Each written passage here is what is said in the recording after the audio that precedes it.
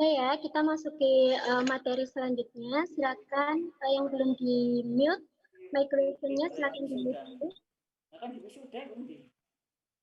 Saya buka. Assalamualaikum warahmatullahi wabarakatuh. Waalaikumsalam warahmatullahi wabarakatuh. Nama saya Tania Ariska Anggi Pratiwi. Di sini saya selaku moderator yang akan mendampingi teman-teman semua untuk belajar materi tentang kedaruratan medis. Nah, sebelum masuk di materinya, saya akan membacakan kurikulum vitae dari pemateri. Nama beliau Dr. Umi Lisa Desianti, tempat tanggal lahir Solo 22 Desember 1977, agamanya Islam, golongan darah B, pekerjaan dokter umum, moto hidup positive thinking, ikhlas, and be happy. Alamat Jalan Sesando nomor 29, nomor teleponnya 0813 1151 2228. Untuk riwayat pendidikan beliau, jenjang sekolah dasar di SDN Anjas Moro 1 Semarang pada tahun 1990, kemudian sekolah menengah pertama di Sekolah Indonesia Pancasila Saudi Arabia pada tahun 1993, kemudian jenjang sekolah menengah atas atau sederajat itu di SMUN 3 Depok, Jawa Barat pada tahun 1996. Kemudian perguruan tinggi di Universitas Yarsi Jakarta Pusat 2003. Itu kurikulum vitae dari pemateri tentang kedaruratan medis yang hari ini. Untuk selanjutnya dipersilakan kepada Dr. Umi Lisa Desianti untuk menyampaikan materi. Assalamualaikum warahmatullahi wabarakatuh. Waalaikumsalam warahmatullahi wabarakatuh. Waalaikumsalam warahmatullahi wabarakatuh. Oke. Untuk panitia bisa tolong di share itunya ya. Materi yang kemarin saya share. Bisa.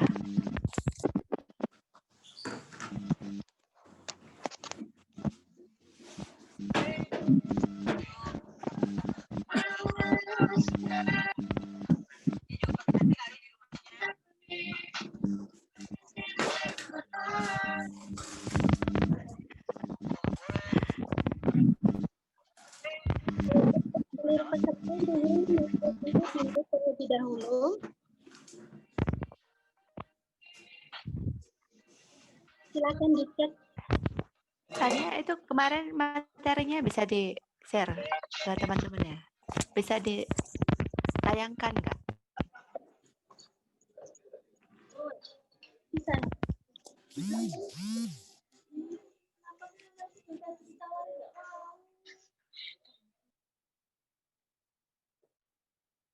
Gimana?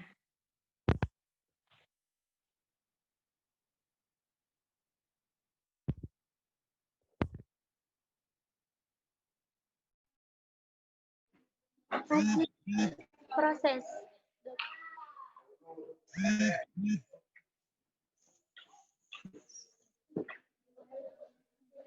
Oke.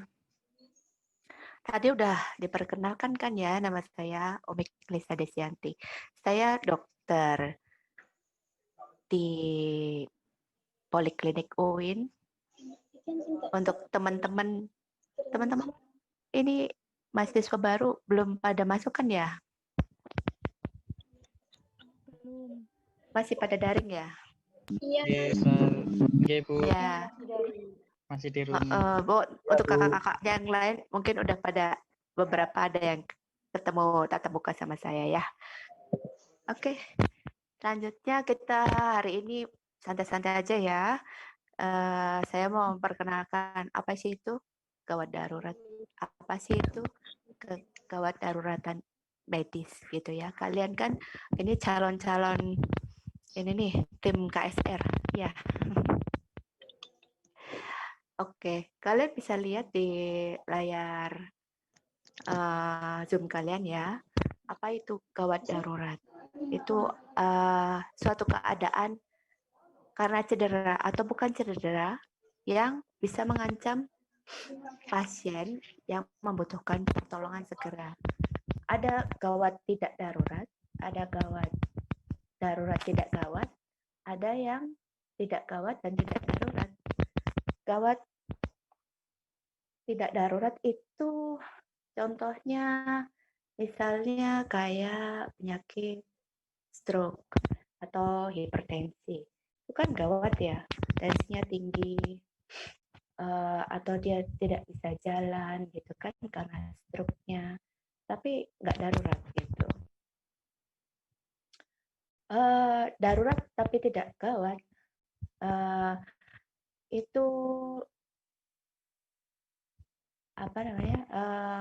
Contohnya kayak luka ya, luka perdarahan, tapi tidak banyak gitu, atau demam. Nah itu kalau demamnya terlalu tinggi itu kan juga darurat tapi tidak mengancam jiwa gitu ya. Oke, next. Melalui Permenkes tahun 47 yang disebut gawat darurat adalah yang mengancam nyawa, membahayakan diri sendiri dan juga orang lain atau lingkungan, adanya gangguan pada jalan nafas, pernafasan dan sirkulasi terutama di peredaran darah ya. Sirkulasi di sini diartikan di peredaran sirkulasi darah. Lalu adanya penurunan kesadaran seperti pingsan, tidak sadarkan diri, adanya gangguan hemodinamik atau memerlukan tindakan yang segera. Next slide.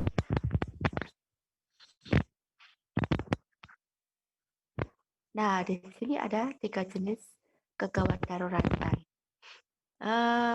Gawat darurat yang mengancam di saluran nafas. Contohnya salah satunya yaitu sumbatan saluran nafas atau obstruksi saluran nafas. Terus gagal proteksi pada saluran nafas dan pembengkakan dinding mukosa pada dinding-dinding saluran nafas serta aspirasi benda asing. Ini di saluran nafasnya kemasukan benda asing. Untuk pada pusat sistem pernafasannya bisa berupa pneumotoraks, yaitu luka atau gangguan pada paru-paru karena paru-parunya tertusuk benda tajam misalnya, kecelakaan gitu ya, itu bisa terjadi pneumotoraks. Terus trauma pada tulang iga. Trauma di sini maksudnya pada saat kecelakaan sehingga ada benturan di tulang iganya patah, bisa menimbulkan luka karena dia masuk ke dalam paru-paru. Lalu yang ketiga adalah efusi pleura. Ini artinya ada cairan di dalam rongga dinding pelapis paru-parunya. Asma sama obstruksi akut saluran nafas sama pneumonia. Nah, kalau pneumonia ini akhir-akhir ini banyak diperbincangkan ya karena banyak virus COVID itu ya. Lalu pada saat pneumonia itu apa sih? Itu adalah radang paru-paru. Sebenarnya dia ada kantung paru-parunya itu, kantung udaranya itu berisi cairan atau berisi nanah atau berisi udara itu sendiri sehingga menyebabkan sesak napas. Kadang juga disertai dengan seringnya demam tinggi. Pada saluran sirkulasi di sini sirkulasi pembuluh darah ya, cairan darah yang ada di dalam seluruh tubuh kita, yaitu shock, kemudian perdarahan, Sepsis, sepsis di sini artinya terjadi banyaknya bakteri dalam tubuh kita, dalam darah, sehingga menyebabkan gangguan-gangguan sirkulasi seperti demam tinggi dan lain-lain. Lalu gangguan jantung dan gagal ginjal. Silakan next.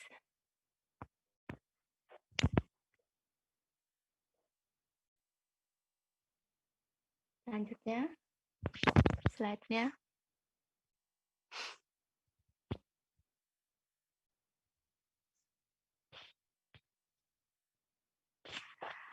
Shock, saya mau jelaskan tentang shock ya. Shock hipovolemic ini yang paling sering terjadi. Apa sih shock hipovolemic itu? Biasanya kondisinya kemungkinan bisa pingsan, ya. Di sini ditemukan penyebabnya itu karena perdarahan. Seringnya karena perdarahan, misalnya luka robek ya yang terjadi pada pembuluh darah yang banyak sekali, atau pada saat ibu melahirkan sehingga terjadi banyak perdarahan, pada kecelakaan yang banyak perdarahannya itu, terus yang kedua adalah kehilangan banyak cairan, contohnya pada saat diare atau dehidrasi. Ini bisa juga karena demam, ya. Nah, demam tinggi bisa menyebabkan juga kehilangan banyak cairan. Makanya itu kenapa orang yang demam tinggi harus, apalagi terutama anak-anak ya, itu harus segera diturunkan. Gejala-gejalanya ada yang ringan, ada yang berat. Kalau shock yang ringan itu bisa berupa banyak keringat, sakit kepala, kelelahan, mual gitu ya. Kalau yang berat bisa sampai hilang kesadaran, sampai pingsan, tangannya bisa dingin, pernafasannya bisa cepat gitu ya. Next.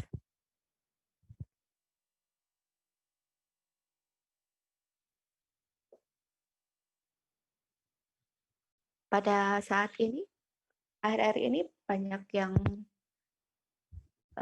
ditakutkan itu kan karena COVID ya. COVID itu juga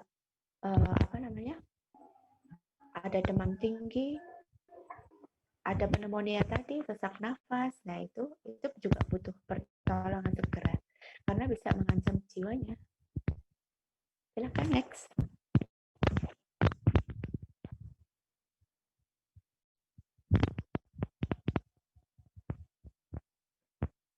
Sampai sini ada yang mau tanya mungkin?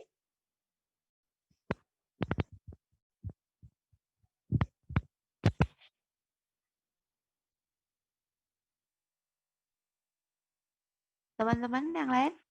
Adik-adik? Belum. Oke, next yuk.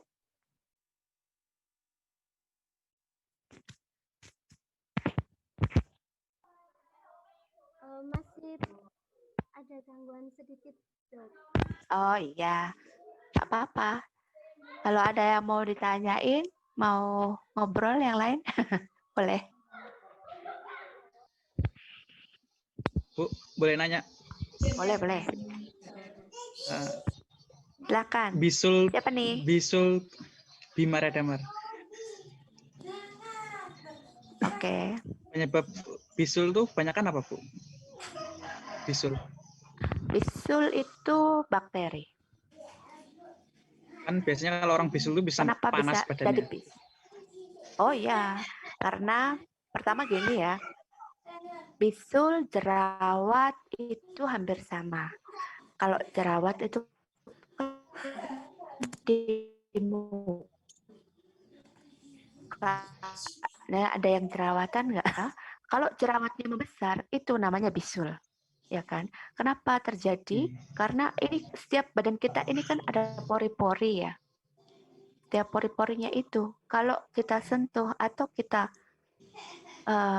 sentuh dengan tangan ya, misalnya tangannya kotor, kebetulan pori-porinya terbuka atau jerawatnya lagi kita kopek-kopek gitu ya. Nah, masuklah bakteri di situ.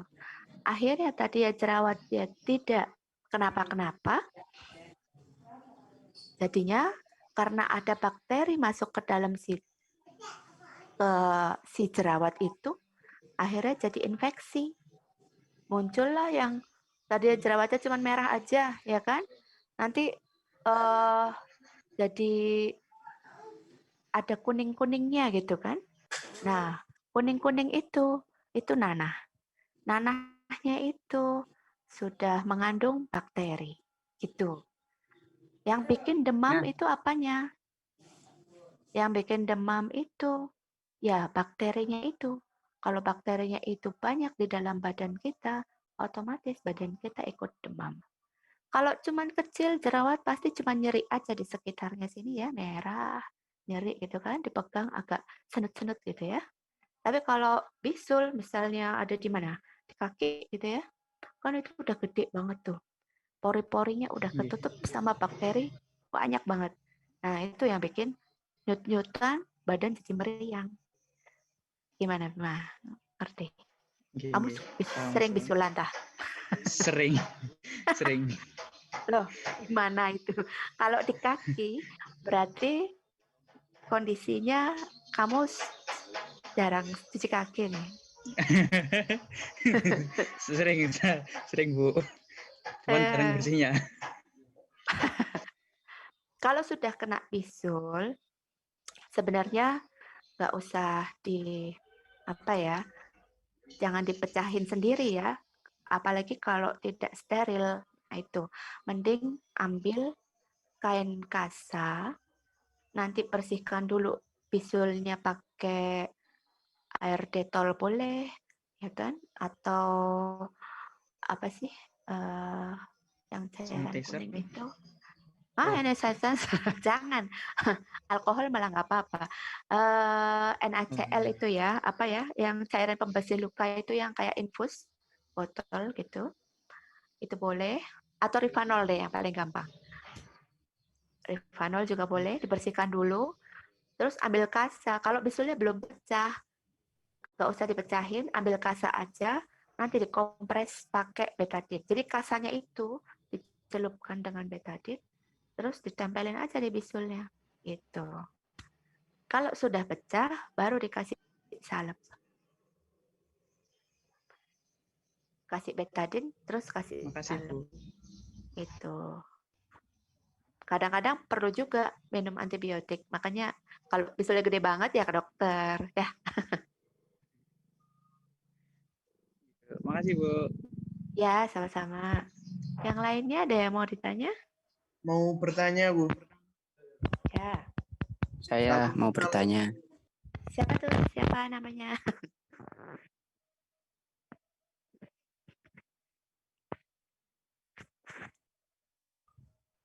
Mana? Satu-satu.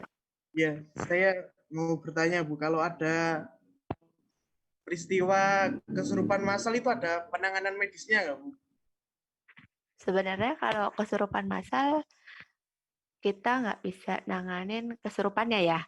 Yang jelas kita menangani kondisi dia mengancam jiwanya apa enggak gitu. Misalnya dia berontak-berontak, ya kita tenangin aja gitu. Kalau misalnya dia seringnya kalau kesurupan tuh ngapain sih? Berontak gitu ya, teriak-teriak sendiri gitu ya. Kalau dia sampai mengganggu aliran nafas gitu ya, atau mengganggu, mengancam jiwanya ya, ditenangin aja. Kalau tim KSR itu nggak ada selain kita memperhatikan tanda-tanda vitalnya gitu. Misalnya apa dia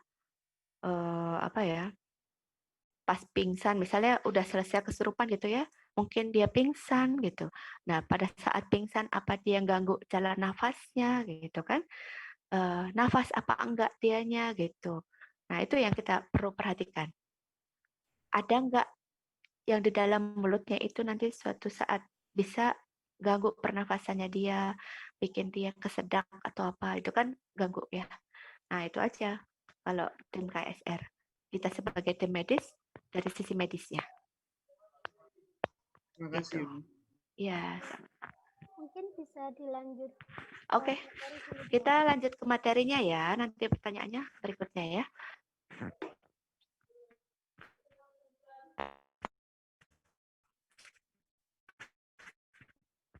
Shock yang berikutnya seringnya disebabkan karena pasiennya itu alergi. Beberapa alergen itu bisa menyebabkan dia shock. Misalnya karena apa namanya makanan atau karena sengatan serangga atau dia nggak tahan dengan obat-obatan tertentu gitu ya, alergi obat gitu. Makanya kalau mau berobat atau mau ke puskesmas atau kemana lah ke pusat-pusat pelayanan kesehatan, kalian harus kasih tahu ke petugas medisnya kalau misalnya ada salah satu obat yang bikin kalian alergi. Itu penting banget. Kadang-kadang petugas medis atau dokter juga tidak tahu riwayat alergi kalian gitu. Kalau tidak dikasih tahu. Jadi saling sama-sama menjaga. Kalau memang belum pernah ya alhamdulillah. Semoga emang tidak ada alergi. Itu ya itu lebih bagus. Kalau bisa malah jangan sering-sering ke dokter gitu. Jadi nggak banyak minum obat. Terus yang lain-lainnya bisa karena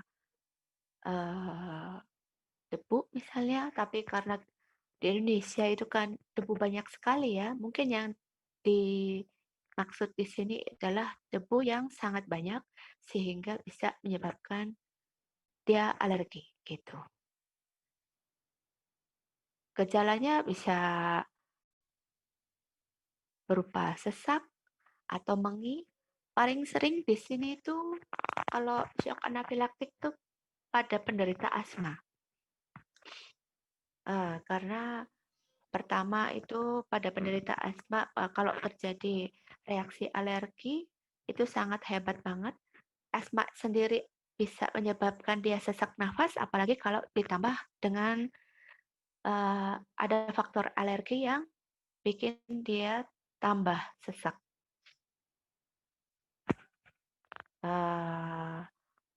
Muncul sesaknya itu disertai mengi biasanya. Mengi itu bunyi pernafasan yang seperti ngik, ngik gitu. Kalau tarik nafas bunyi, dikeluarkan nafasnya pun ikut bunyi. Oke, next.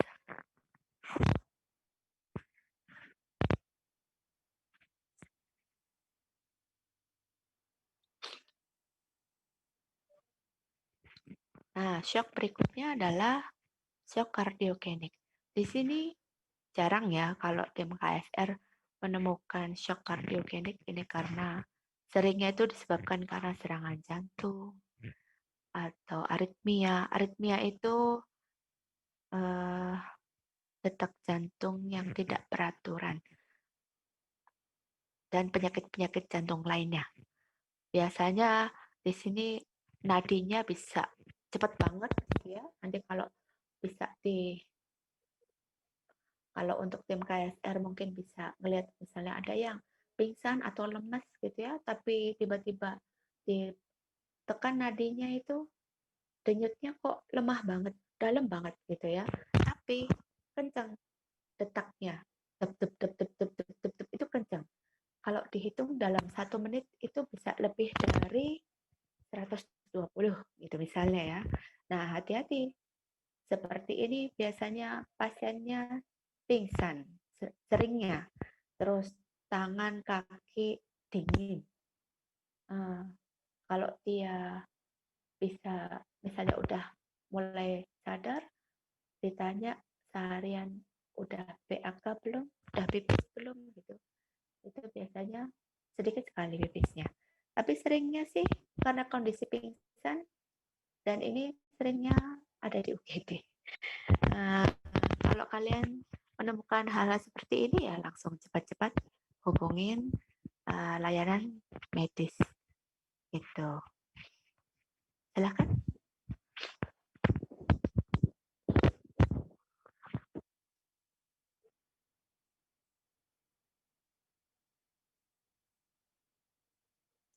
Untuk pertolongan pertama pada kecelakaan untuk teman-teman KSR itu ada prinsip yang ABC. Prinsip A-nya ini bisa dilakukan dengan membebaskan jalan nafas. Jadi misalnya ada yang datang kondisinya atau kita melihat kondisinya dia pingsan atau tidak sadarkan diri gitu ya. Nah, baringkan dulu dengan posisi miring. Miring boleh ke kanan, boleh ke kiri. Lebih aman sih ke kanan ya. Terus bebaskan jalan nafas kalau misalnya dia lihat di mana mulutnya, di hidungnya, di mulutnya ada nggak makanan atau sesuatu gitu, itu dibebaskan dulu. Terus kenapa harus miring? Kalau misalnya miring, ini lidah kalau orang pingsan, lidah ini cenderung jatuh ke dalam, ya kan? Kalau kita terlentang, makanya diusahakan untuk miring biar lidahnya itu tidak menutupi saluran nafas, gitu. Lalu ada teknik angkat dagu, tekan dahi, angkat dagu, tekan dahi, ini jadi begini. Jadi untuk membebaskan jalan nafasnya. Jadi bukan begini, tapi nanti otomatis seperti ini, gitu ya. Terus teknik mendorong rahang. Ini kalau offline lebih enak ya, kalau tatap muka kita bisa praktekkan ini. Sekarang teorinya dulu aja. Next. Kalau prinsip yang B nanti lain lagi. Silakan. Nah, jika sulit bernafas, tekan dahunya untuk berikan nafas buatan. Jadi kalau sudah lihat dia kira-kira dilihat tidak ada nafas, udah dimiringkan, masih juga belum bisa dia bernafas, bisa kalian lakukan nafas buatan. Nafas buatan bisa dari mulut ke mulut atau dari mulut ke hidung. Nah, untuk saat ini kan bahaya yang seperti itu ya, karena bisa kita terpapar, mungkin ada virusnya atau apa. Nah, sebaiknya kalian punya alat yang namanya ambu bag. Jadi nanti ada sungkupnya, ada kayak balon di ujungnya gitu ya. Nanti tinggal dipompa. Nah, itu lebih aman untuk saat ini. Silakan, next.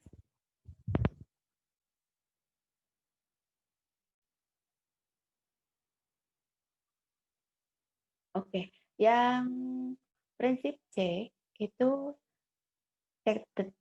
cek tadi ya denyut nadinya.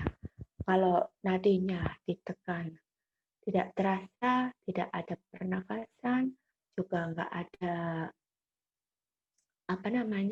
dia nggak sadar diri juga, lakukan pijat jantung namanya. Pernah lihat orang melakukan RJP mungkin di TV-TV ya, pada saat dia pingsan nggak ada denyut nadinya, denyut jantungnya, suka ada yang di RJP, itu namanya pijat jantung. Tapi kalau bergantian bisa juga sambil sungkupnya tadi ya, ambu bagnya tadi dipompa sambil dipijat jantungnya, itu bisa membantu juga. Itu biasanya bisa dilakukan sendiri, satu orang atau dengan 2 orang. Oke, silakan.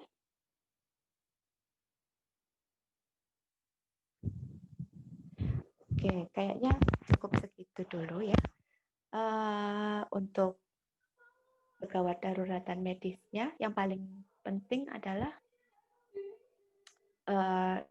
untuk tim medis atau tim KSR, teman-teman, adik-adik, itu kita harus melihat tanda-tanda vitalnya, gitu ya. Kalau misalnya menemukan eh, kegawat daruratan kayak tadi, ada yang pingsan, sampai shock, ada perdarahan, lihat tanda vitalnya, lihat nadinya, lihat pernafasannya. Oke, terima kasih materi untuk hari ini. Saya cukupkan kayaknya sampai sini. Kalau ada yang mau ditanya, silakan. Baik, untuk peserta yang mau bertanya, boleh bertanya. Untuk sesi tanya jawab ini kami batasi 3 pertanyaan. Oke. Boleh yang mau bertanya silakan sebutkan nama dan kelompok. Boleh, silakan yang mau bertanya.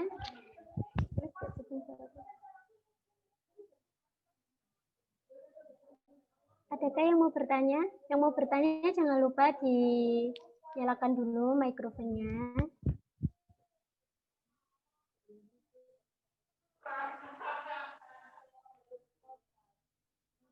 Bingung. Bingung kali teman-temannya mau nanya apa gitu ya. Mungkin ada yang mau tanya ini, boleh sebutkan nama dan kelompoknya ya. Assalamualaikum, Kak. Salam. Ya. Boleh bertanya?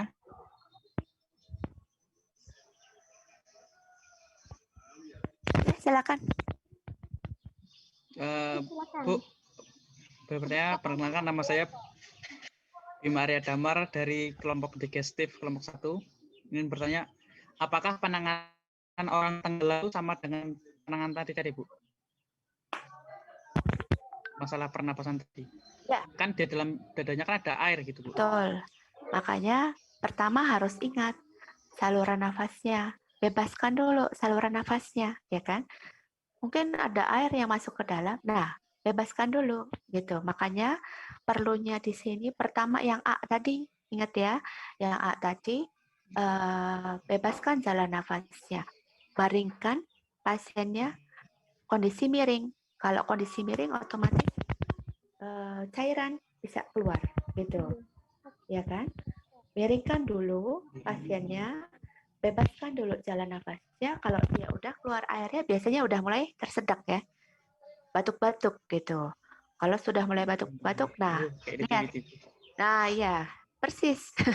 Jadi tim KSR itu bisa gaya-gaya dikit lah kalau. Tapi kalau udah kenyataannya biasanya panik. Nah, yang paling penting jadi tim medis, tim KSR nggak boleh panik. Itu ya, oh ngapain nih gitu, harus apa nih, harus punya prinsip ini apa dulu yang dikerjakan gitu ya. Miringkan dulu posisi badannya, tidur miring ke kanan lebih aman dibanding ke kiri gitu ya. Miringkan ke kanan, keluarkan cairannya, kalau sudah keluar cairannya baru pernapasannya dibantu, baru cek tanda vitalnya, nadinya. Kalau kalian bisa tensi, silahkan tensinya, gitu. Hanya itu saja kalau kita sebagai tim darurat medis ya. Sampai situ aja. Selanjutnya itu nanti tinggal kalian bawa ke pusat layanan kesehatan. Sudah jelaskan? Ada yang? Oke, sama-sama. Mungkin ada teman-teman yang lain mau bertanya, mungkin ada yang kurang jelas atau kurang paham bisa ditanyakan. Saya mau bertanya. Boleh sebutkan nama dan kelompok. Nama saya Liko Asaili Moviro dari kelompok gastrointestinal. Wow, oke. Itu dok, mau tanya kalau biasanya ada luka bakar atau kayak kena gas air mata itu kan kebanyakan dikasih pasta gigi. Itu apa benar? Oh ya. Ya. Sebenarnya sih mungkin ya. Kenapa dikasih pasta gigi itu biar adem kali ya, mungkin ya. Karena pikirnya karena luka bakar itu kan panas. Terus yang paling gampang diambil pasta gigi itu ya, biar adem mungkin. Tapi sebenarnya kalau di medis itu tidak boleh. Karena nanti kalau luka bakarnya luas, apalagi dia kondisinya sudah robek, bukan melepuh lagi ya, itu nanti bikin infeksi. gitu. Malah tambah penyakit baru, jadi ada infeksinya. Sebaiknya kalau dia dekat dengan apa ya namanya saluran air atau apa, mending ambilkan air yang banyak, rendam bagian yang terluka bakar tadi, bagian yang kebakar direndam ke air. Kenapa direndam di air? Pertama, air itu adalah obat bius paling alami yang diciptakan sama Allah. Jadi nggak usah panik, rendam aja di air gitu. Itu mengurangi sakit. Lalu nanti kalau sudah tidak panas lagi, tidak nyeri lagi, baru dikasih mungkin sedia kayak bioplasenton, bisa salep seperti itu. Itu aja. Kalau luka bakarnya sangat luas, mau nggak mau harus minta bantuan ke medis. Langsung dibawa ke layanan kesehatan masyarakatnya gitu. Ya, Ya, cukup baik. jelas nggak, Iya, Niko? jelas. Terima kasih, Dok. Ya, sama-sama. Ibu permisi. Sepertinya boleh lagi ada satu pertanyaan, silakan. Ya, perkenalkan nama saya Mukrisina Labudin dari kelompok gastrointestinal. Ya. Barusan Ibu berkata kan kalau luka bakar itu bisa tangani dengan direndam air, nggih, Bu. Ya, betul. Nah, kalau kita mengalirkan air, apakah ada bedanya, Bu? Sama aja. Boleh. Kalau lukanya kecil bisa direndam ya, misalnya rendamnya dalam bentuk apa? Di ember atau di wadah gitu ya. Misalnya lukanya di tangan gitu. Kalau lukanya besar boleh diguyur, dialirkan airnya, diguyurkan sampai dari panasnya hilang. Kan kalau kena sesuatu terbakar kan panas ya. Tangannya tuh kayak pedih panas gitu. Nah, dialirkan sampai nyerinya hilang gitu. Ada yang lain? Kemudian tadi Ibu menyebutkan kan shock terdiri dari beberapa, Ibu ya. Ya, Itu tidak. penanganannya itu berbeda-beda atau bagaimana? Kenapa? Penanganannya? Penanganannya, Ibu. Penanganannya kalau yang shock yang perdarahan itu ya, sebenarnya hampir sama. Rata-rata kalau kegawat daruratan otomatis dilihat tanda vitalnya. Gitu. Shock itu kan gejalanya hampir sama ya. Seringnya itu jadi pingsan gitu. Jadi sesak nafas, nadinya cepat atau melemah, dia pusing, keringat dingin gitu ya. Terus kadang pingsan. Nah, pas saat kondisi shock gitu kan kita suka nggak paham. Tahu-tahu orangnya udah pingsan, ya nggak? Seringnya gitu kan. Nah, pada saat kita melihat ada orang pingsan, nah urutan lagi tadi ABCD, yang sistem ABC tadi gitu. Karena D-nya bukan kapasitasnya tim KSR, D itu drugs. Jadi obat-obatan itu nanti diberikan pada saat di layanan kesehatan. Gitu sih. Hampir sama. Penanganannya hampir sama karena reaksinya juga hampir mirip. Gitu. Misalnya kayak dehidrasi, ya kan? Dehidrasi berat. Otomatis dia nadinya cepat, lama-lama pingsan. Atau kalau dehidrasi dari demam, kita tangani dulu demamnya. Misalnya kayak anak kecil ya, anak kecil balita lah. Kenapa kalau demam tinggi itu harus segera? Karena dia bisa dehidrasi. Kondisinya bahaya untuk badannya yang mungil seperti itu. Gitu. Jadi langsung kasih obat. Makanya buat teman-teman, adik-adik kalau masih punya saudara atau adiknya ada yang balita, sediakan selalu, ingatkan sama orang tua, harus ada obat demam ya, sirup atau tablet atau apa, itu di rumah. Nah, itu nanti pada saat dia demam, jangan panik, langsung kasih obat demamnya, kompres. Kompresnya pakai air apa? Air biasa aja, air keran. Air keran, taruh di dahi, di leher, di perut, di ketek, di punggung. Gitu. Lalu kalau kakinya sama tangannya dingin, kasih selimut nggak apa-apa.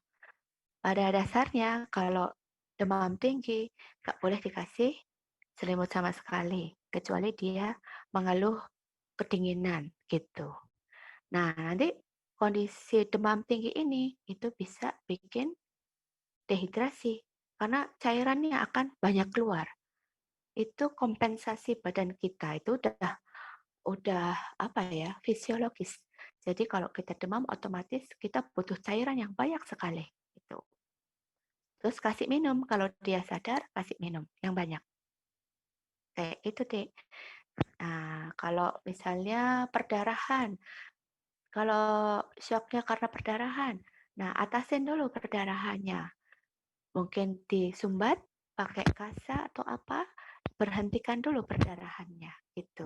Baru lihat tanda-tanda yang lainnya. Apa dia sesak atau dia pingsan atau apa, bisa nafas apa enggak. Nah, itu kita lakukan prinsip yang ABC tadi. Ya. Oke, Ibu, terima kasih. Ya. Satu lagi, Boleh? jadi kalau hipotermia dan hipertermia itu termasuk kegawat daruratan?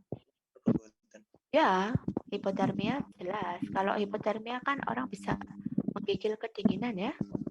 Nah, itu harus buru-buru, nanti bisa berhubungan dengan tekanan jantungnya, nadinya itu.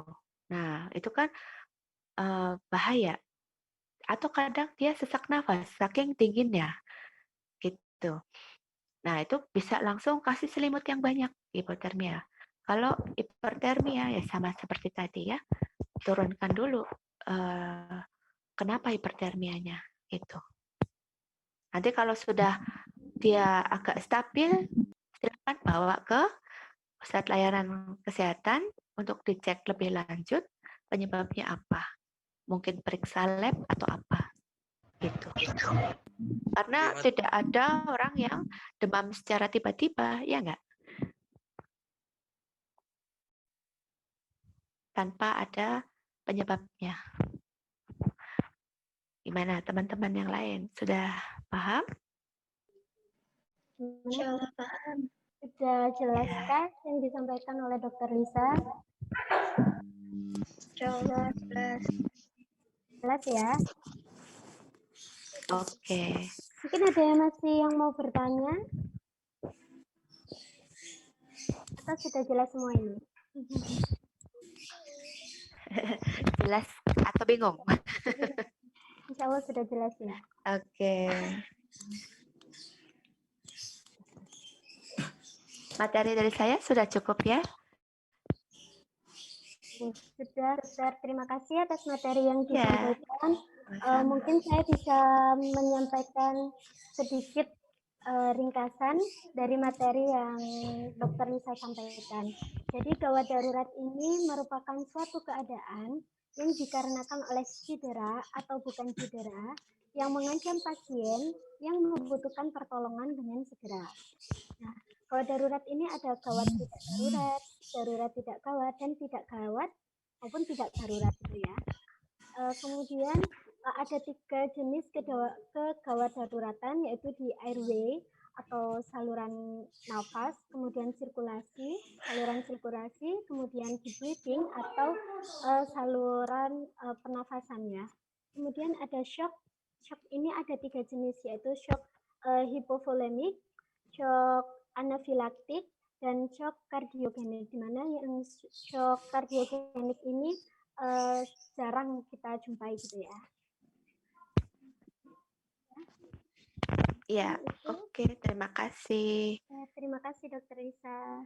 Ya, semoga acaranya sukses ya. Hmm. Ya, terima kasih sudah saya diundang di sini. Sampai ketemu nanti di kampus kalau sudah mulai tatap muka. Ya, Assalamualaikum Amin. warahmatullahi